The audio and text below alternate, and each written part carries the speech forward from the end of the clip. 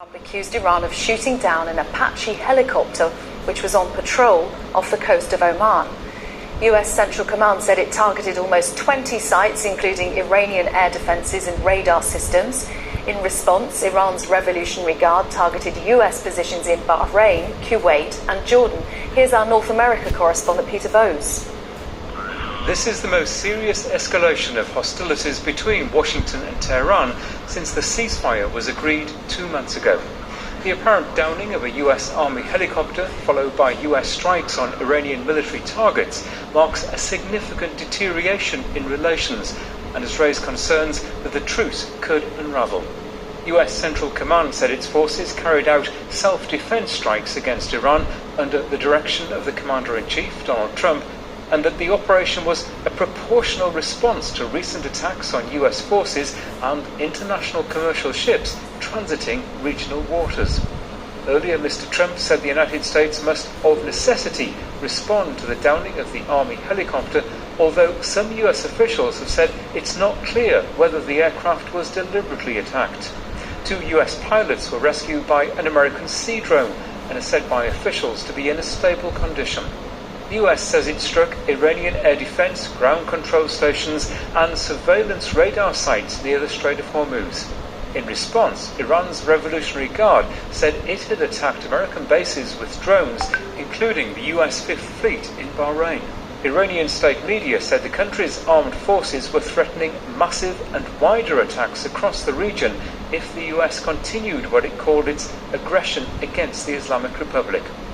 Both sides insist they want diplomacy to prevail, but the ceasefire remains on a knife edge. Peter Bowes, BBC News.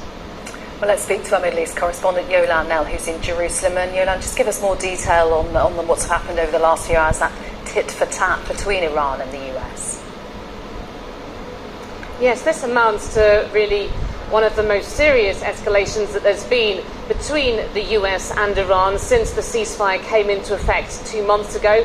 And it comes just a day after President Trump was suggesting once again that we were just days away from a deal with Iran, and also after he had put significant pressure on Israel to stop its first confrontation with Iran since the ceasefire came into effect. And of course it has put US Arab allies back under attack as well. Now, after that US Army Apache helicopter was downed, with the US saying it was patrolling the Oman coast, a US official has said that there were nearly 20 targets that were struck inside Iran. Iranian state media reporting explosions in the south, not too much information given about damage, apart from saying that in one location that 2 water reservoirs for the local drinking water supply had been affected by the US military action.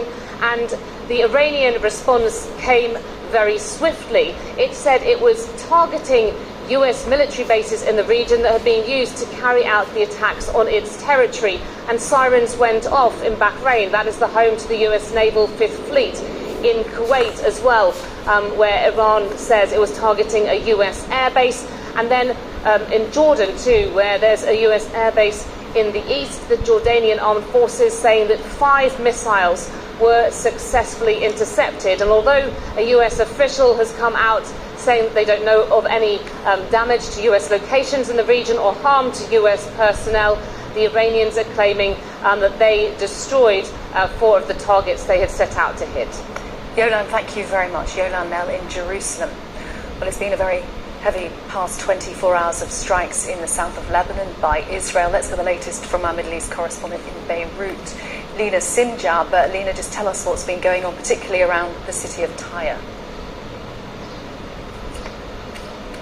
Well, I think this is the first time that a whole city is ordered to evacuate. That's what happened yesterday in the city of Tyre, including Christian neighborhoods. The city of Tyre is home for, thousands of displaced people who ran away for their safety from the south of the country after the Israelis' advancement and occupation of the south. And now the whole city was ordered yesterday to evacuate. And in fact, there was a strike that happened in a neighborhood in Tyre even before evacuation orders, without a warning, at least 8 people were killed in that area, al-Masakin al-Sha'biyya it's called. The government is really concerned about these continuous evacuation orders, non-stop ones in the south. Before the ceasefire, there were already 1.2 million displaced. Some of them managed to go back to their intact homes after the ceasefire, but these kind of orders and airstrikes are happening almost on a daily basis in the south, as if this area is falling out of any deal or any negotiations, because violence is continuing. Hezbollah continues attacking the Israeli troops on the ground inside the south, and the Israelis are ongoing with strikes in different locations, and yesterday was really condensed in Tyre and Nabateeh area in South Lebanon.